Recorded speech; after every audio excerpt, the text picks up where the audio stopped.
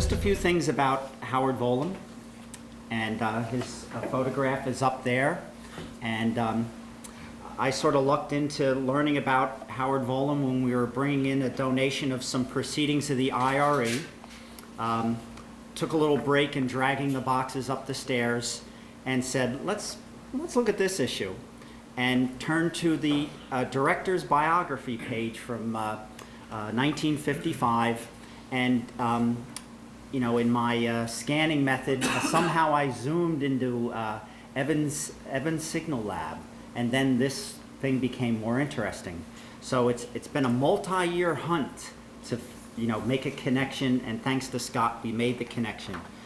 And what we know of Howard Vollum is he's a guy who exceeded expectations. Here's one of the things that Mr. Bill Hewlett of HP said about him in his a biography that Mr. Hewlett wrote, that Mr. Vollum hoped to offer employment to 30 or 40 Oregonians, if I can get that right, okay?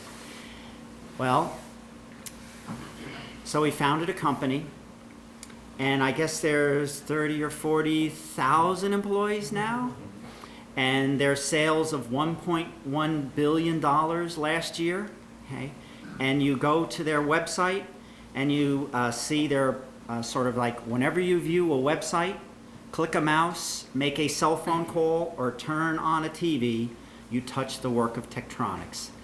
That's pretty cool. That's exceeding expectations. And we hope to do that here at InfoAge. We hope that people will look back and say that this little group of volunteers exceeded all expectations, and there'll be thousands of kids working in science as professional careers or engineers because they got inspired by seeing the work of others. Okay. So back to one of the mottos of Tektronix, enabling the next generation of innovation. Okay. Well, that sort of parallels what we're hoping to do too. So this is too cool. Okay. And we can thank Mr. Vollum for his leadership and his kindness to the people of Oregon and its many institutions. There's now a Vollum Institute. Okay. He's been very kind to Reed College, his alma mater, where he supported them, and I believe there's a Vollum building. Okay. His wife Jean, after Mr. Vollum's death in 1986, went on to create many fine gifts for the community, and until her death last year, did wonderful things for Oregon. So it's an honor for us to say that Mr. Vollum is part of the history of Camp Evans. He is a stellar example of the kind of person who used their ingenuity to help defeat the Axis powers during World War II. And he's a stellar example of the kind of person that used their technical abilities and their personal leadership to forge the electronic burst that happened with the television age and the electronic age. And it's true. Whenever you click a website or visit a website, click a mouse, make a cell phone call, turn on a TV, you touch the work of Tektronix. Now I'd like to invite Dwight to come up and say a few words. Thank you.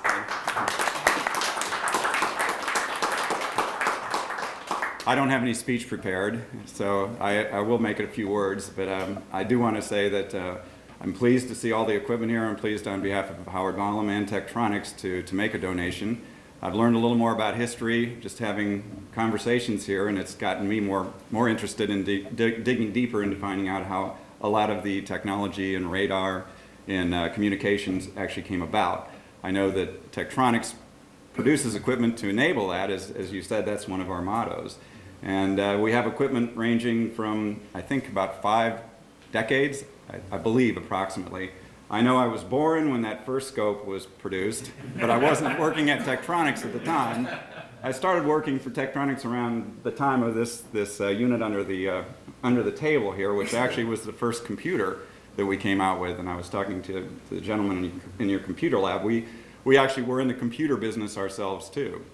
And sort of interesting, you said Howard Vollum, one of the two founders of Tektronix. The other was Jack Murdoch, and I'm not sure if you've read this, but it was a classic two-man operation at the time. One inventor, Howard Vollum, and one businessman, Jack Murdoch.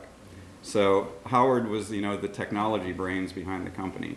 And I do remember him, he had I guess an open office environment, open door environment. Everybody was encouraged to come through, talk to everybody. He'd come through and talk to all the employees, the engineers, everybody involved in the operation. Jack was out flying his plane, making business or something like that.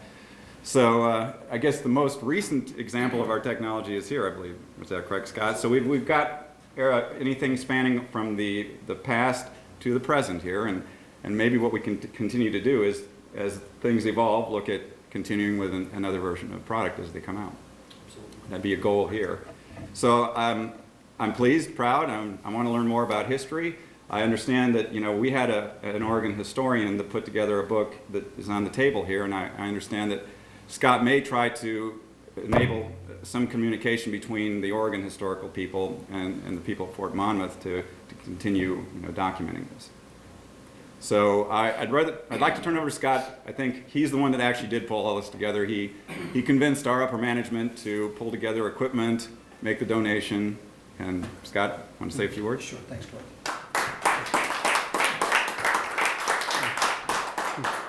I'd really just like to thank Fred and all the the dignitaries here for having us here. I guess I'm humbled by what you guys have done. I mean, it's just very, very inspiring. I'm very active, with my children and the kids in my community, with the Little League and with Boy Scouts and Cub Scouts.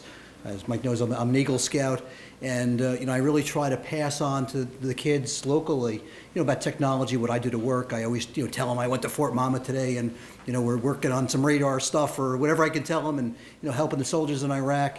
Seeing what you've done, I mean, is just very inspiring. And when Fred called me and told me a little bit what you were doing, I said, we got to do something here. I'm not sure what we can do. I wasn't sure if it was money or what we can do, and I called up our president, sent him an email, Rick Wills, and I had met him a few times on some trips, and I kind of told him a little bit what we were doing, and I know he's been very supportive and keeps in touch with the Vollum family. And literally, within 2 days, 3 days, we had a communication trail going downward in Tektronix, which is a good way to delegate action to the vice president of Tektronix, saying Scott's putting together a way to preserve some heritage, at a museum, at Camp Evans, at InfoAge, and all the guys scrambled in Beaverton to get some equipment, get whatever they could. Our marketing folks, worked in putting these posters together, and I got to say, the folks in marketing and our corporate relations, they told me that they had a lot of fun putting this stuff together. I mean, they were all into it, and I got to say, if it was a little bit closer, you probably would have had a couple folks from Beaverton here as well, and they really sent their regards. And what I am going to do is take some of these pictures, and we'll put a little write-up, and hopefully you guys get some press there, and because again, you deserve it. You also have my commitment to help in other ways. If I could help, volunteer. I am, like I said, I'm local. I'm, the military history, technology history is just very, very interesting to me. So I think you're gonna have me as a guest on more than one occasion. Again, we're setting up something on October 5th, I believe. I'm going to try to bring about a number of scouts, Girl Scouts and Boy Scouts and Cub Scouts to the museum, and hopefully we can raise some money, plus get more people involved. So I don't want to ramble too much. Great job. We'll keep in touch. You got some neat stuff. Any way I can help, again, please don't hesitate. So thanks, everybody.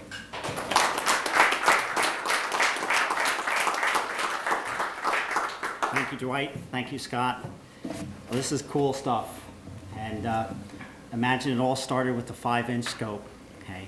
Why isn't there a 501? Well, there was a 501. It never made it off the bench because it needed to be compacted.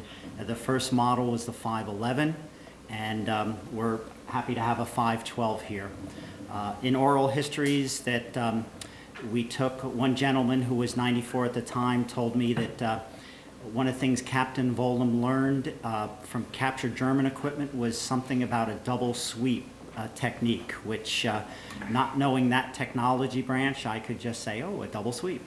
So it's good history, and it speaks to the possibilities. And thank you very much. We have our latest newsletter. Also behind Bob Judge is a laptop with a presentation we made to a grant committee that Mike Ruane arranged for, and it's just terrific. It does a nice presentation of what we're up to here and how others can help. So other than that, thank you very much. Please enjoy the exhibits, and if you have any questions, feel free to ask anyone. Thank you very much.